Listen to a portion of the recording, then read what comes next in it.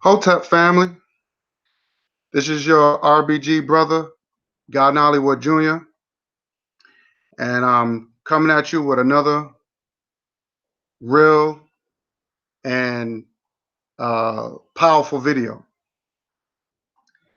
Now, as you can see, this is the Memorial Weekend, and right now, I just want to give my thanks and give my honor to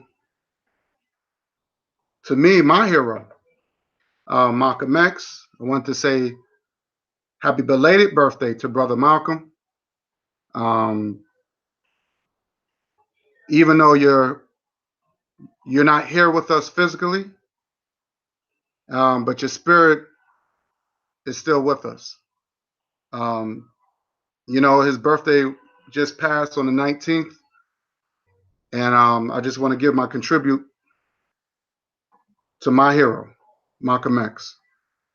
So I don't celebrate one day. This is Malcolm X month, and we just have to. I think we always should at least take off a day when it comes down to our ancestors. Um, you don't have to be on that exact day or their birthday.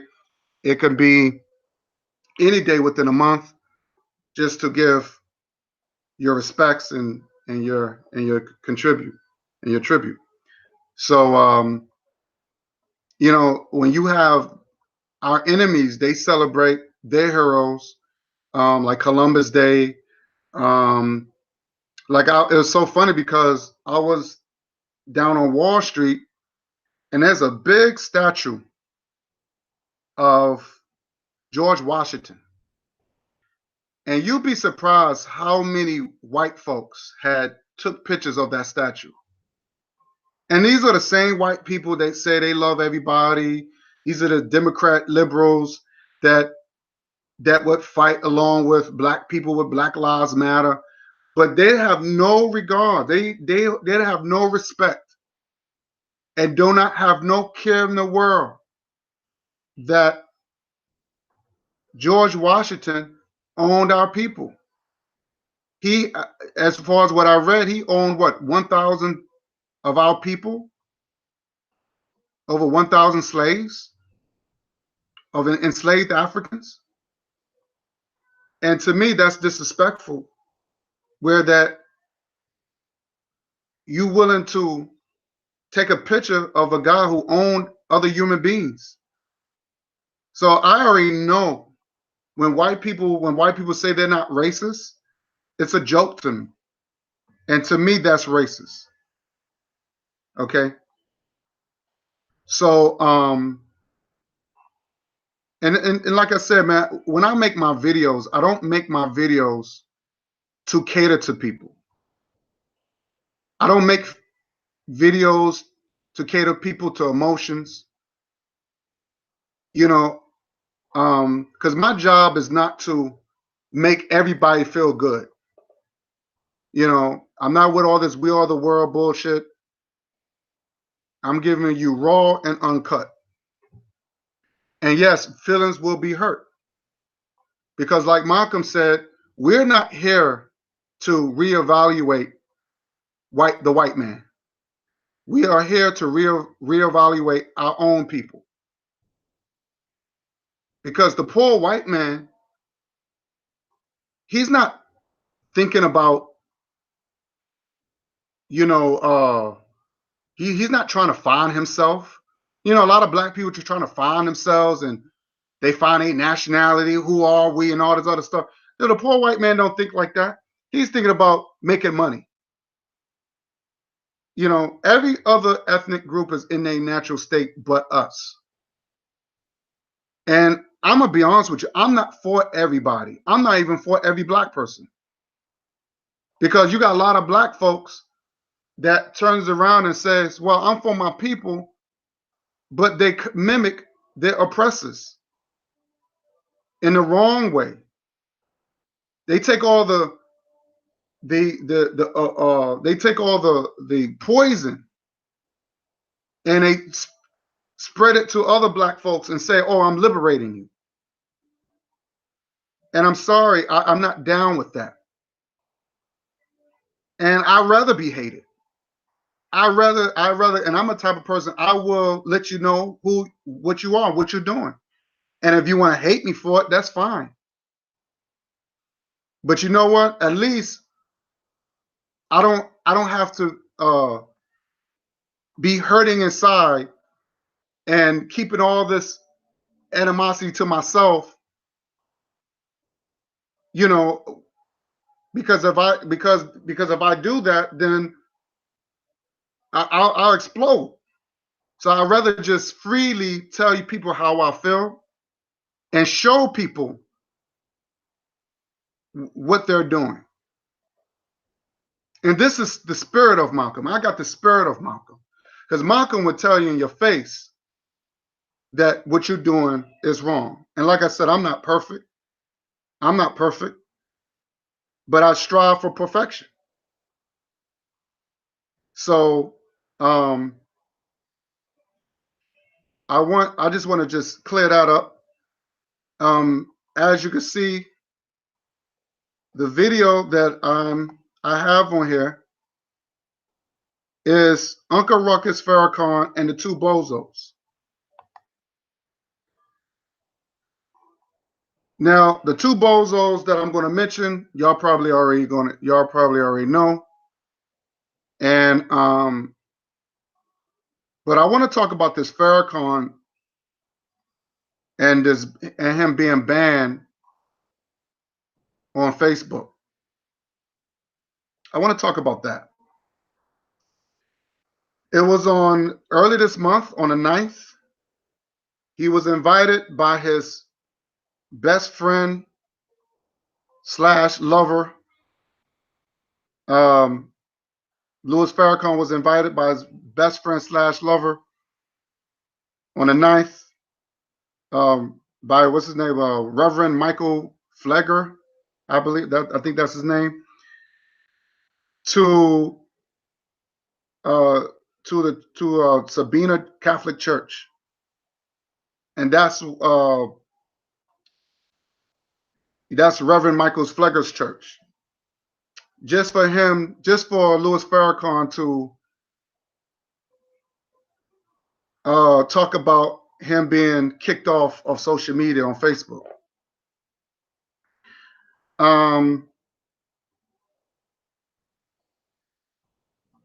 I have a problem with that. I have a problem with that because you have 84,000 black churches across the United States. And you mean to tell me Louis Farrakhan could not speak at a historical black church? You know, there's several famous historical black churches he could have went to. I know he's cool with a few African descendant pastors. So I don't understand why he had to go to this white man's church at Saint Sabina Catholic Church just to speak about something that, to me, that's not really important. So I don't even know why he had to go to this white man's church. If anything, he could have just spoke at his mosque.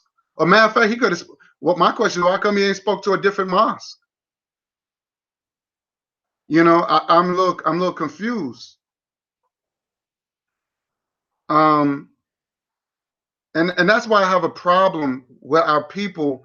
We're not consistent. We're not consistent people. Every other race of people,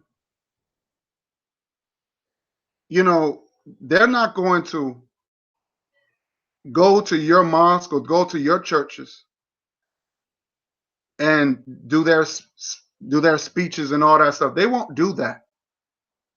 But Negroes, we the only race of people, except me, because I'm not part of that. We the only our people is the only race of people that will join forces and join hands and go to other people's restaurants to grace the people, to erase the people that don't like them. But that's my question I wanted to ask Farrakhan.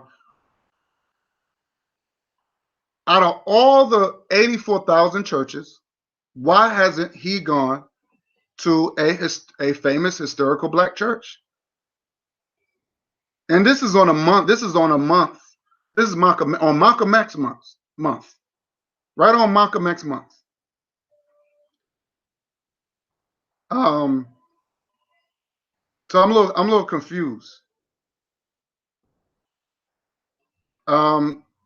There's a church that in Harlem, one of the famous historical churches that I know, called Abyssinian Church. He could have spoke there. That's right in Harlem. That's in the Mecca. He could have spoke. He could have spoke there. Now I don't know how cool Louis Farrakhan is with Reverend Calvin Butts, because that's Reverend Calvin Butts' church. But I don't know. You know, like I said, I don't know his relationship with him. But he could have spoke there. You know. So I'm a little disappointed with that. But I'm really disappointed about this, about him complaining, Louis Farrakhan complaining about and being disappointed about him being banned off of Facebook. I'm really disappointed about that. Now everybody know Facebook is owned and run by a white male Jewish person named Mark Zuckerberg. Is owned and run by a Jewish white man named Mark Zuckerberg. And this is the same dude that talked bad about Jewish people and the white man and all this other stuff. And you upset because they abandoned you? They banned or kicked you off of social media? Off of Facebook? Like, you shouldn't even care. That's not even worth doing a speech, doing an hour speech, and you're crying. And this is what I would tell Farrakhan. Motherfucker, your net worth is over $3 million. You live in a mansion. You have your own private driver. If you don't, I don't know if you have your own private jet, but I know you fly first class. So you have money. And just like you tell us, Louis Farrakhan, why don't you get your own social media site? Get your own. You tell us to be independent and be self-sufficient, not beg the white man and not cry if the white man don't give you a job and all this other stuff. So we're telling you, so it's obvious you don't practice what you preach. So now I'm telling you, get your own shit. Get your own shit. You got all these brilliant brothers and sisters out here that you could pull their minds together and create a corporation. Hell, you could call it Farrakhan Book.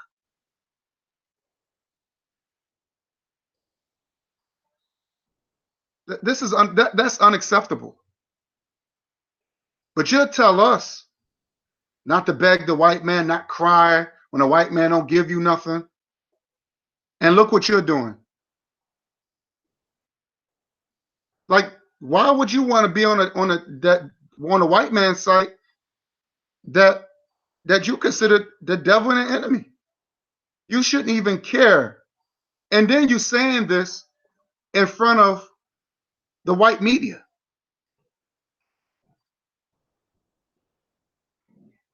See, this is hypocrisy. It's hypocrisy. You're crying to white media that a white man who is Jewish kick you off and banned you from Facebook. But then you got audacity to get mad at Malcolm when he ran to the white media because to expose Elijah Muhammad.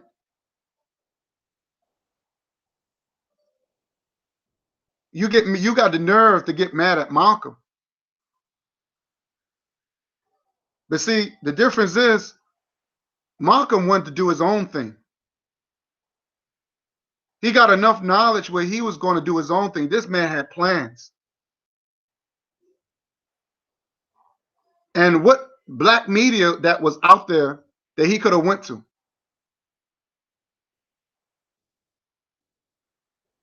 See, Louis Farrakhan is no Malcolm. And he will never be Malcolm. He will never be Malcolm. And then once he saw his best friend / lover, and I remember I did a video on this in my last video, and I was trying to show the people how him and Louis Farrakhan and Michael Flegger was very close. They was holding hands, and they was too intimate, too intimate. And then when he met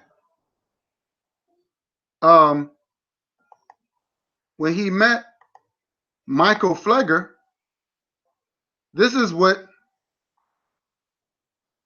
they did. This is what they did.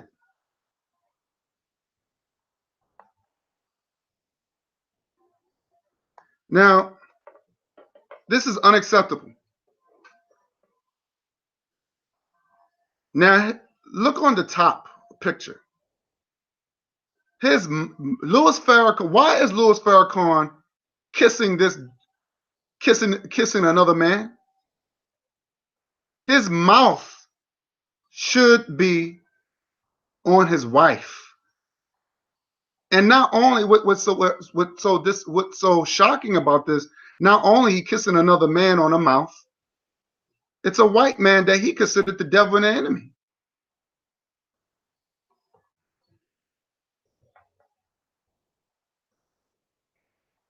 This is straight faggotry.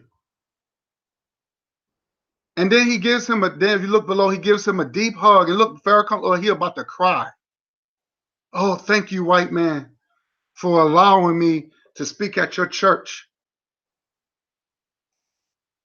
This is treason. This is faggotry shit.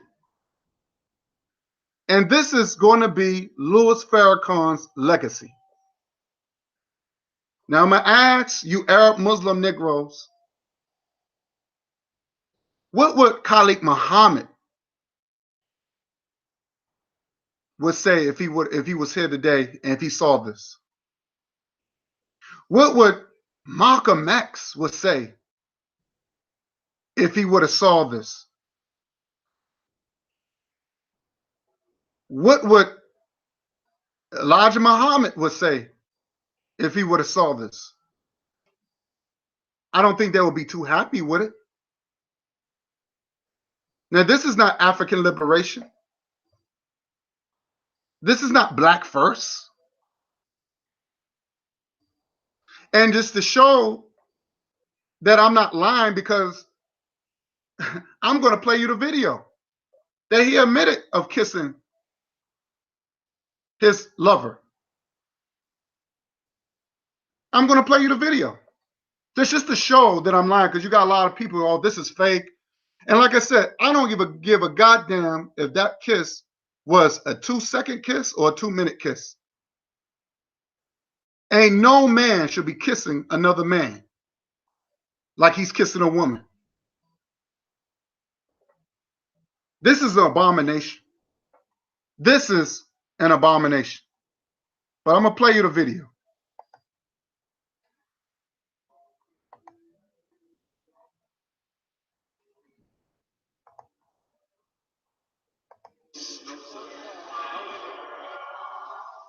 not a homophobe. Don't be angry with me if I stand up on God's word. But I don't hate my brothers and sisters who have been exposed to the great deception, taking the word God is love and I love my brother. In fact, we kissed when I came up here. He said, see, he said we kissed. We kissed. So I wasn't, so that photo is not fake. So for those that didn't believe it, he admitted it.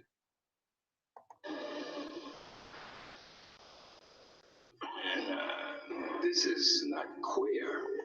Now, if it's not queer, why would he say is this not queer? He know that was some faggot shit. He knew that was some faggot shit.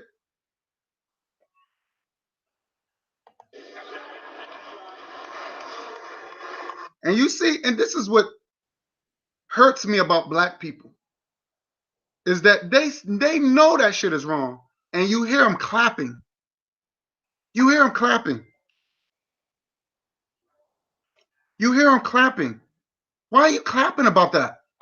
It's wrong. This is straight up love. This is straight up love. I'm going to play that again. I'm going to play that again. Deception. Taking the word God is love and I love my brother. In fact, we kissed when I came up here.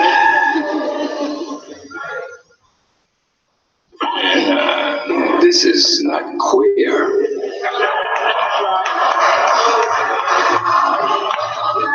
This is straight up love. And you see how they clapping?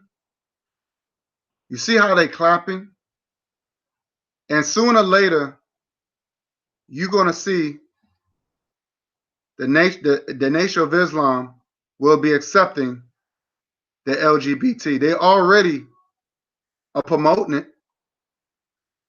So sooner or later, the LGBT, the Nation of Islam will be the new LGBT. This is what he's promoting. Because sooner or later, they're not going to say, well, this is normal. This is love. This is not queer. This is not faggotry. This is normal. This is normal. Now, I'm going to say this. I'm going to say this. Because it has to be said. And I want people to hear me when I'm about to say. I'm going to call out this individual to see how he's going to answer this. Where is Maurice Muhammad? Where is Maurice Muhammad? If you're listening, where you at? I want Maurice Muhammad. I might just allow this dude on my panel to explain this to me, and we'll just talk about this. Because he said I was a runner.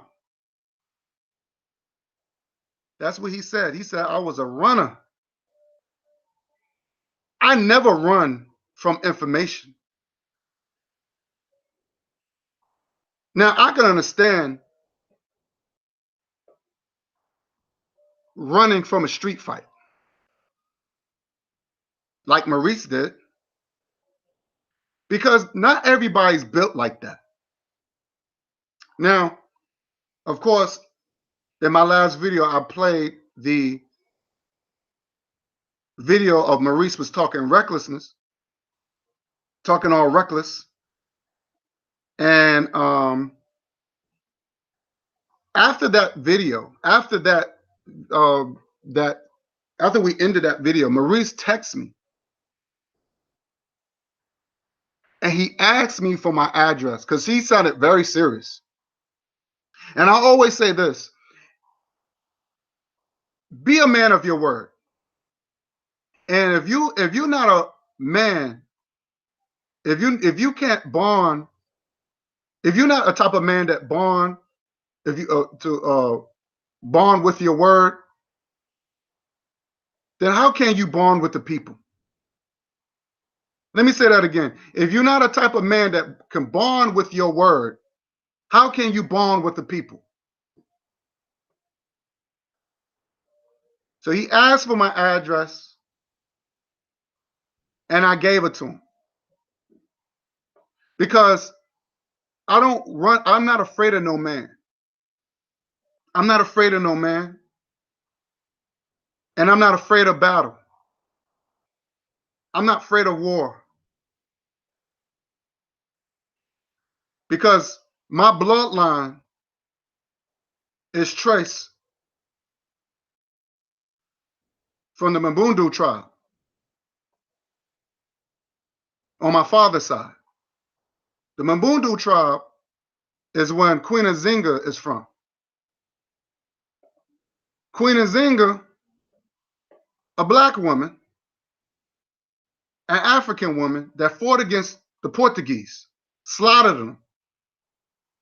And she ended up had to kill the ones that committed treason. This is the reason why she will never be forgotten. She's also my hero and my ancestor. And I'm part of that bloodline. I come from a bloodline full of warriors. Ask Maurice, where's his bloodline traced to? To an Arab? Ask him. Now, I would like for him to explain this faggotry to me, his beloved minister. And I know that people like Maurice and other these Arab wannabe Negroes is every time they see their beloved minister doing some stupid shit, I know they got to be like, damn, we can't keep defending the minister if he keep embarrassing us like this. Well, the minister, your beloved minister, is not for you no more. He sold out. If I saw Malcolm X, if Malcolm X, rest in peace, and by the way, Malcolm X would have been 94 years old today. He'd have been 94 today. Malcolm X would have been 94 today. If Malcolm X was still alive and he was doing some shit like this, I would disown or disregard Malcolm. I would have to discard Malcolm and say he's not my leader no more. This is treason. What you see here is treason. And I would do it this way. I would do it this way. If Maurice, matter of fact, let's do it this way. I would take on his bet. That stupid ass bet that he said that where if he can justify this, where I can understand, where he can persuade me to say, okay, wow, you have a point there, then I'll take my life. I'll take my life. But and like I said, that's some straight up miracle, if he could persuade me that this is okay, that he could justify this, I'll take my life. But the question is, if he can't, is he willing to take his? Because if you can't justify this, then you should take your life. And matter of fact, you should put it, matter of fact, do it live so everybody can watch it. So I'm willing to take on that bet.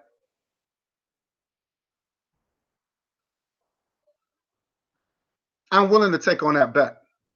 See, Maurice is what you call a front runner. See, he fronts like he gangster and he big and bad.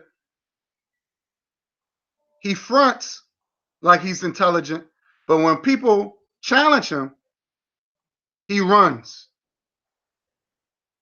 This is the reason why I call him a front runner. Like I said again, I played the video that he was talking all that recklessness last year, and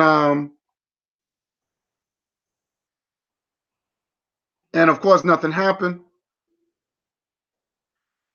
And I don't know if he forgot or people forgot what happened to Tommy Sotomayor when he tried to go to people's cities of his rivals.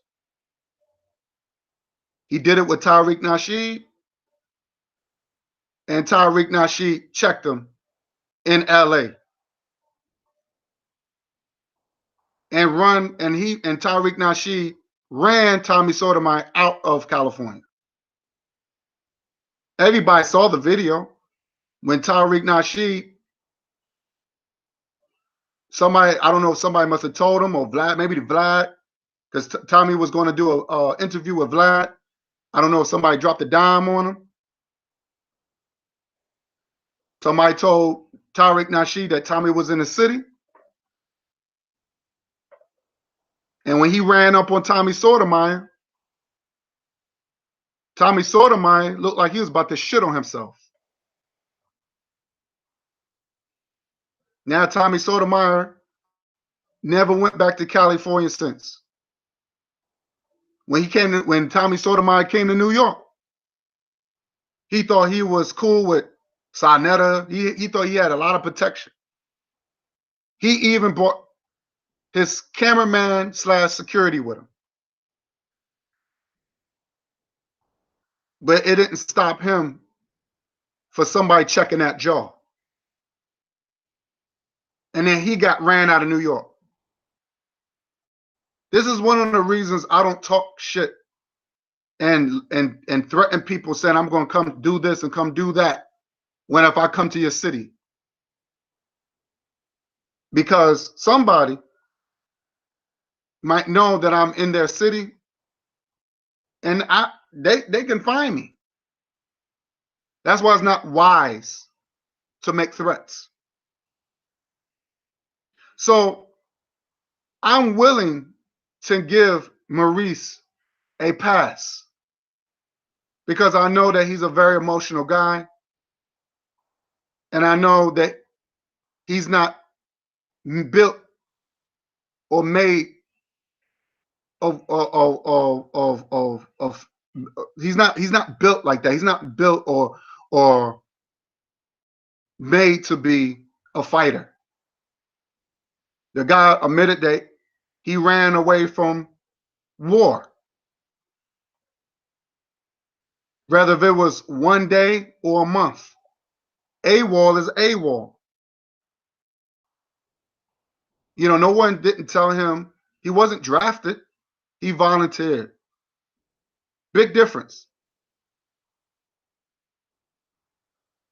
So if you're not afraid to fight, it doesn't matter where you sign up at, where you're located at. If you're not afraid to pull that trigger, that's the only way I can respect you.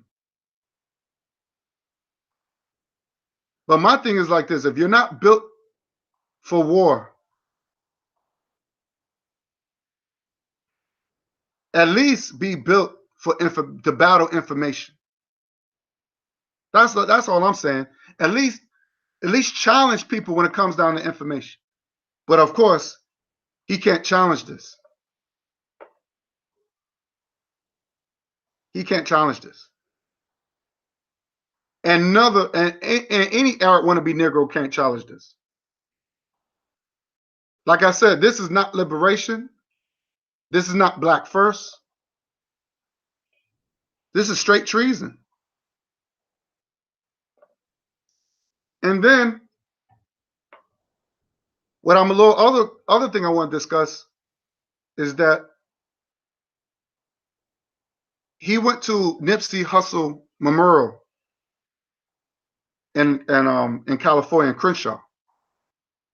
I didn't like that either. Okay.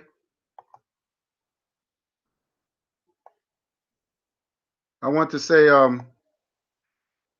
rest in power to this brother, Nipsey Hussle. And just to clear this up real quick, you know, all these conspiracy theories, nonsense. How can you could say it was a conspiracy? His death or his murder was a conspiracy theory when there's been evidence after evidence after evidence that the government was involved. Whether somebody is an informant with the FBI, CIA, or with the police department. There have been evidence after evidence after evidence. When you have Eric Holder, who was the murderer,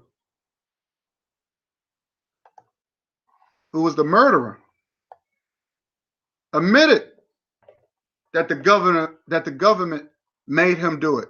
And the former Congresswoman, Cynthia McKinney, she wants this to be investigated because she believes it too. So it can't be a conspiracy theory.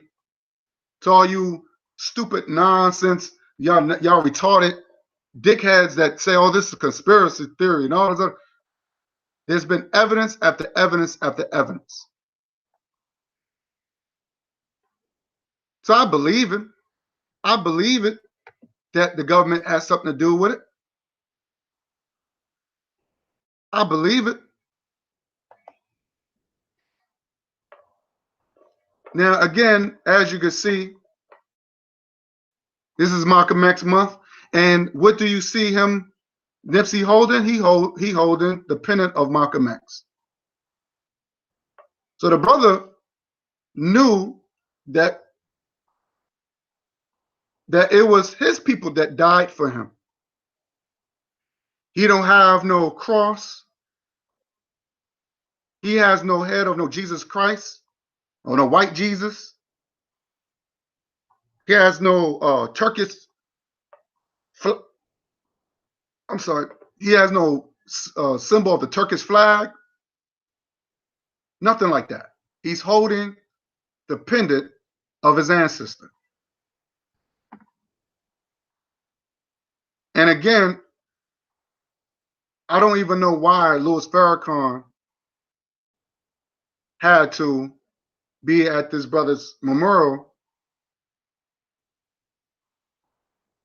because I doubt very seriously, and I could be wrong, that Nipsey said anything about this guy, whether it's good or bad. But all I can know that he represent Malcolm. And then you had this dude, some guy was videotaping the FOR there, and you know the way they were standing like they was like they about to go to war. And you hear the brother saying, "Oh well, yeah, these are soldiers. These are soldiers. Look at them. These are real soldiers." And I'm like, no, they're not. They're not. They're not there to protect me. And how you gonna say you're a soldier with no guns. Soldiers carry weapons, and they make it visible so you can see it. You know, I'm gonna play you a video that even Louis Farrakhan said he has no army. He has no army.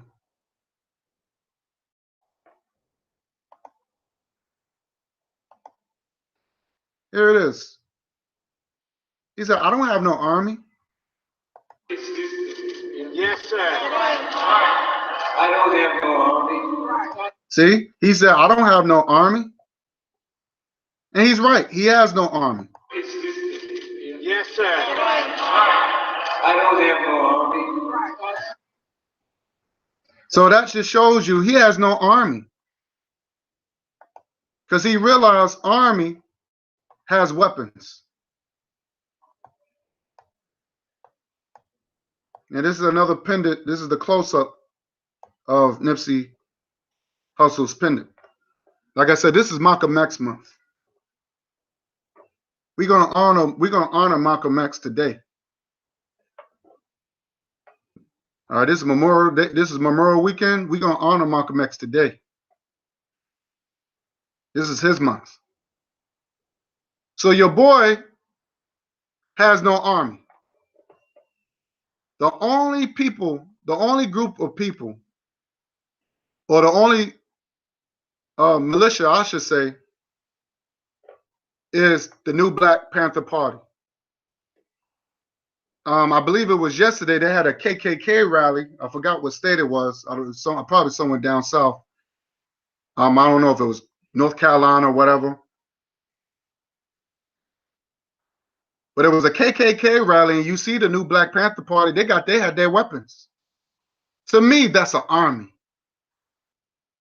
To me, that's an army. And you should see all the comments and how Black people felt safe. See, I could feel safe among the new Black Panther Party, but I can never feel safe with dudes acting like they're soldiers. And see, the FOI, they're nothing but toy soldiers. And I bet you none of them don't even have bulletproof vests. So this is the reason why I can't stand these religious groups, because when it comes down to the enemy, they feel they don't need weapons. They don't need weapons. Everything is based on faith in God. We'll let God handle it. Oh, God's going to take care of it.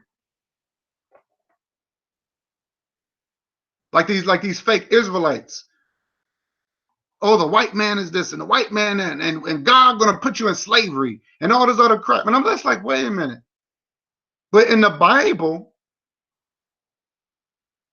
you know, Paul and I won't say Paul, Peter, and all the disciples, all Jesus' disciples, according to the Bible, according to the story, they all had weapons. Jesus had even told his disciples, go and sell your belongings and buy swords. So when you ask these Israelites, so where's your weapon? Where's your gun? So just in case, and I've seen a lot of white people go up in these guys' faces. And then you got the Nation of Islam. They don't have no weapons either. But they sure have weapons when it comes down to for their own people.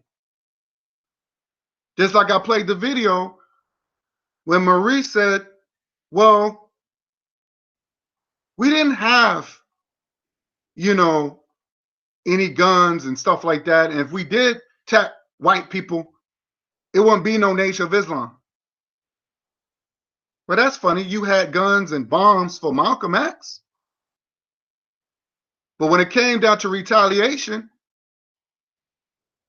of burning down some white churches and some white homes to send a message to retaliate for the four beautiful African descendant black girls, descendant girls. I'm sorry, the four African descendant little girls, the little babies, how the KKK bombed that church and killed those four little baby girls. The Nation of Islam did not do anything, but they went hard to kill Malcolm, and that was in a short period of time. The four black girls got killed by the KKK. 63. Nation of Islam didn't do nothing. Soon as Malcolm left the Nation of Islam in 65, all of a sudden they had all these guns and bombs. And they went hard. They went hard. They burned Malcolm's house down, almost killed his babies. They didn't care. So where was that energy for the enemy? Where was that energy for the enemy? When our baby girls was getting bombed. And even to this day, where is that energy? Eric Garner, Tamir Rice, all our people are getting killed. Where's the Nation of Islam? Nowhere to be found. Nowhere to be found. But your man, because your man is sleeping with the enemy. He's sleeping with the enemy. And you got Negroes clapping. But they would say, oh, this is black first. This is liberation.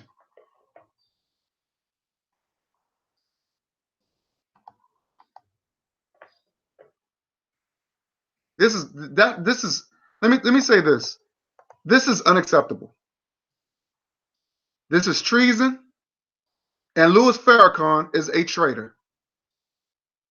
Now, you wannabe Negroes, you pro-blacks want to cater to this nonsense, that's you.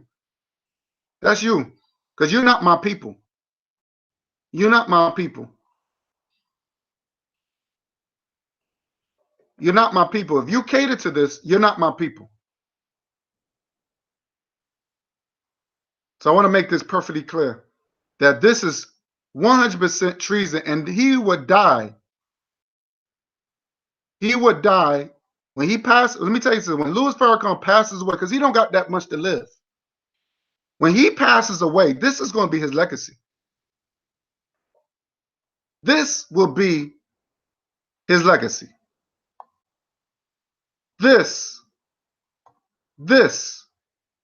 will be his legacy. I want people to understand that this will be his legacy.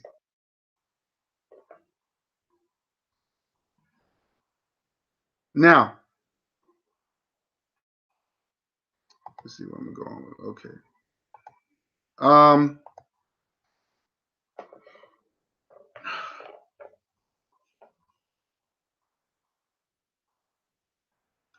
You know, it's a turnoff. It's a turnoff, and it's disgusting.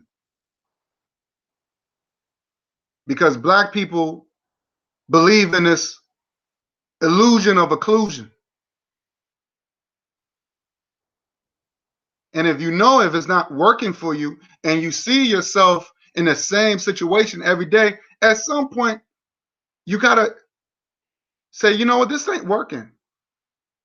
Because our people are still dying